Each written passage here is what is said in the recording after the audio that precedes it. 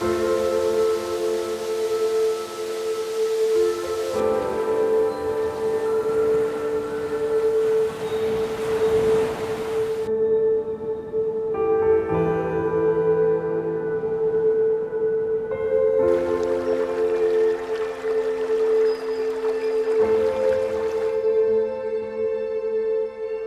vi outro anjo voar pelo meio do céu, tendo consigo o Evangelho eterno, para o proclamar aos que habitam sobre a terra, e a toda nação, e tribo, língua e povos, dizendo com grande voz: Temei a Deus e dai-lhe glória, pois é vinda a hora do seu juízo.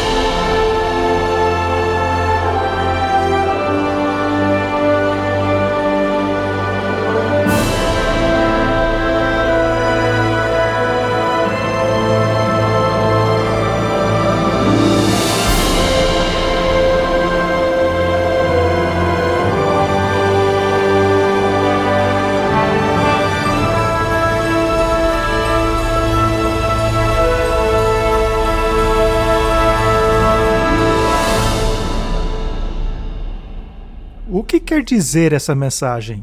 A hora do seu juízo chegou. Vivemos em um tempo tumultuoso nessa terra. Guerras, rumores de guerras, desastres naturais, protestos, ódio. Seria esta a mensagem relevante para nós hoje? Como ela se encaixa em nossa presente situação? Falemos sobre isso.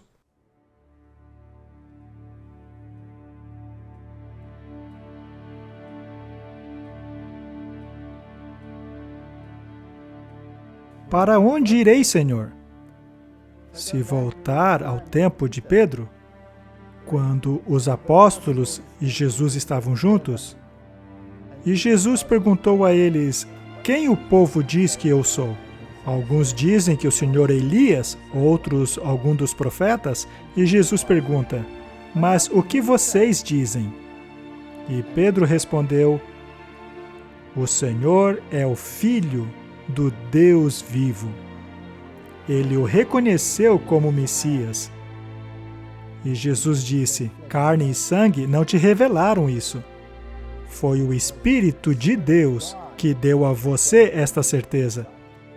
Se percebermos que isto é verdade, então devemos aceitar mais adiante quando muitos seguidores deixaram Jesus por ele ter dito que precisavam comer a carne e beber o sangue do Filho de Deus. Em outras palavras, incorporar o seu caráter, internalizar o seu ser, abrir a porta para que ele possa entrar e viver a vida dele em você.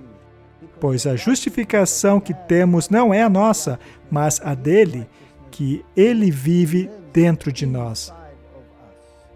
Até mesmo a nossa santificação é 100% do Filho de Deus para que nós não nos gloriemos. Bata no peito e pergunte: como receberei tão grande salvação? Como posso ser perdoado?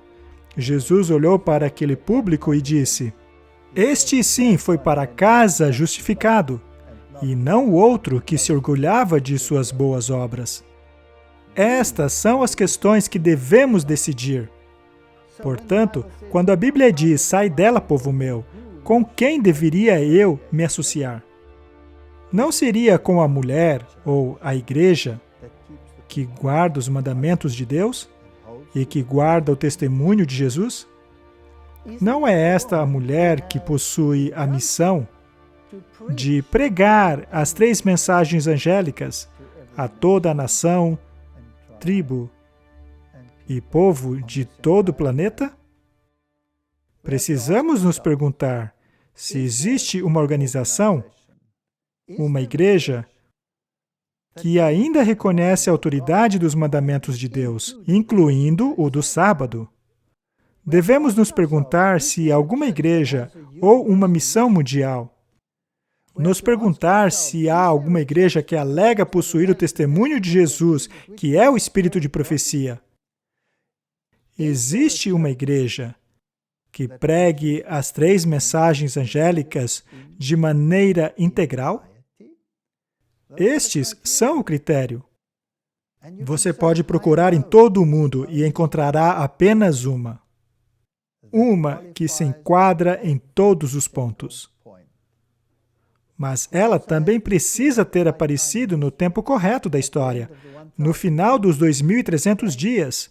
Não pode ser uma igreja que já existia antes disso, já que o diabo se ira contra o remanescente de sua semente, por este guardar os mandamentos de Deus e ter o testemunho de Jesus. Somente a Igreja Adventista do 7º dia se qualifica em todos esses parâmetros. Eles reconhecem a autoridade dos mandamentos, eles guardam o sábado do 7º dia, são um movimento mundial e pregam as 3 mensagens angélicas, integralmente.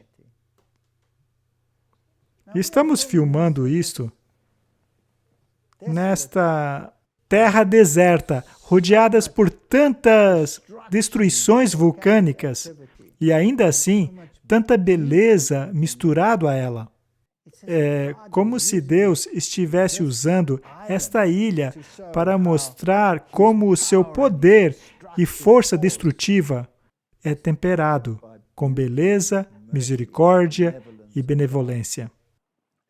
Essa ilha tem uma história interessante. Originalmente, pensava-se que ela havia sido ocupada pelos vikings da Noruega.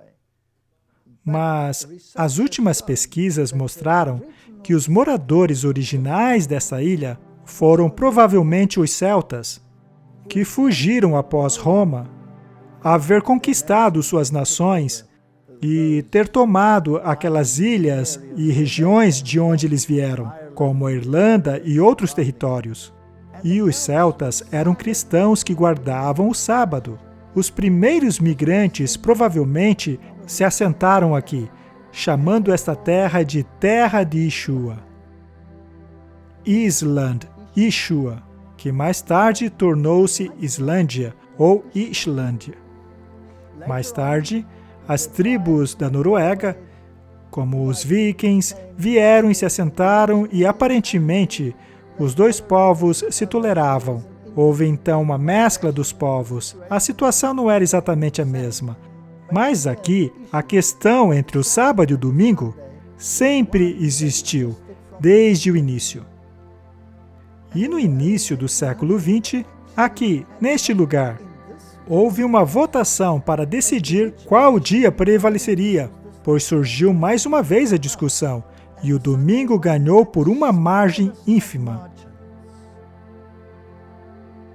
Isto é um símbolo do que ocorrerá com toda a humanidade. É uma questão de autoridade. Quem tem autoridade sobre a minha vida? Seria Roma ou a Bíblia? São os mandamentos de Roma ou os mandamentos da Bíblia? Esta questão virá à tona vez após vez após vez. Aqueles que guardam o sábado serão esmagados, como os valdenses, como os albigenses. assim como a igreja dos celtas, como as igrejas do Oriente, como os cristãos tomazitas, cristãos que foram formados após a pregação do apóstolo Tomé na Índia. Estes cristãos guardavam o sábado. E assim como a igreja de Antioquia também guardava o sábado, foram esmagados. O sábado sempre foi perseguido e substituído pelo domingo. Estamos no mesmo ponto da história em que veremos este embate. Mas não é uma questão de dia apenas, é uma questão de ideologia. Justificação pela fé ou justificação pelas obras?